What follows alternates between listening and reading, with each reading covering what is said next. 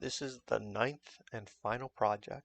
For this, I just want you to make a frame appear and like go up like whoop when you hover over this. Actually, when this is clicked or tapped or anything. That's all the instruction I'm giving you. Let's see if you can do it. If you happen to have this from last time, it's a good starting point. So pause the video now and try to do it on your own, and I'll show you my solution for it. Okay, so we don't need that. We're just dealing with on-screen things. The menu that's going to appear is going to be on the player screen. So everything we do is just going to be on the local script. We'll still access the button, but instead of when the mouse enters it, we're going to check when it's activated.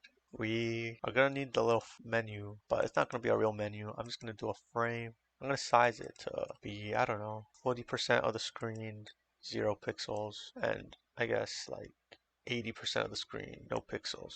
And I want it in here. I'll scooch it over to the side by 0.3, and I want it to start at the bottom, so I'll start it at 1. So it's all the way at the bottom down here, and we won't be able to see it right now. And we'll name this menu. So let's go ahead and get that. We'll go menu, goes button right here, and we're going to go to the parent of that and then get the menu. Button.parent.menu. So now what do we want to happen when the part goes up? Well, I want to change its Y value. So we could use a for loop for this. And right now, the value we want to change is the position, which is 1. So we want the I to go from 1 to maybe, I want to go maybe like to 10% of the screen up here. So that would be from 1 to 0.1, and we could do negative 0.05, I guess. And then I wanted to wait because I want it to happen not all at once. So I wanted to wait every time it moves up a little bit. And the way we position the menu is like this. Menu.position equals. It takes in a udem2, and then it's essentially like changing the property. So we want to keep this 0.3 so it doesn't move anywhere from the on the x-axis. 0 pixels, and we want the y value and scale to change, and still no pixels on the y-axis. Don't forget to put it's udem2.new. I'm a bad teacher. Sorry it took you till like the second to last episode to realize, but yeah, udem2.new. Everything's .new. We're making a new position. Now when we activate it, bam, wait, this is lower than I thought. Why? Change it to 0.05. Okay, that's better.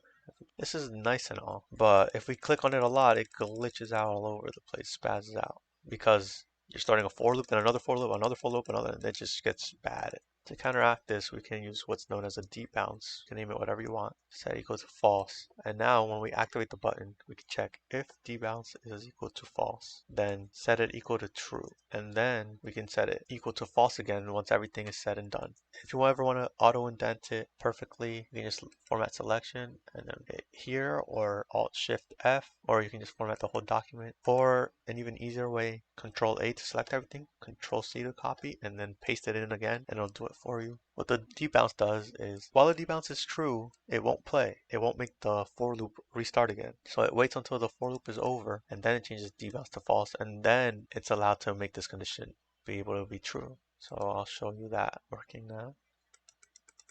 You see, I'm spamming it, and it only goes up 1 time per loop. Just think of it as, is the animation playing yet? No, the animation is not playing right now. So we only want the animation to play when the animation is not currently playing. So that's why when we start the animation, we set it equal to true, like animation is playing. Then when the animation is done, we set it equal to false, like telling it, hey, animation is not playing. And if you want to do a cooldown, this is where you put a wait. Should be using task.wait, but whatever. You can wait 5 seconds, and now I won't be able to activate it for 5 seconds after. See, I'm clicking it now, it doesn't do anything. It's going to wait 5 seconds, and then I can do it again. If you also wanted it to go back down, you could just make another variable, menu open. We start off with the menu not open, so let's set that equal to false. And then if the debounce is false, then we can check is the menu is not open. Then we want to run this line of code, this for loop, so that it opens it. Else, this will take into account if the menu is not open. We want to do the opposite of this. So go from 0.05 to 1. We have to go in the positive direction. And let's not wait a whole 5 seconds. I forgot to set the menu equal to something. And then when the menu is open, we play the animation and then make the menu open equal to true, because after the animation plays, the menu is open. And in this case, the menu starts off being open, but then after we play the animation, menu open is equal to false. So let's go ahead and play that. Bam. You see how it doesn't go all the way down? We could just add a little bit more to the final value to make sure it goes all the way under. See, much better. And you can do this with tweening service, it'll be smoother, but I just want to show you something real quick as our final little project.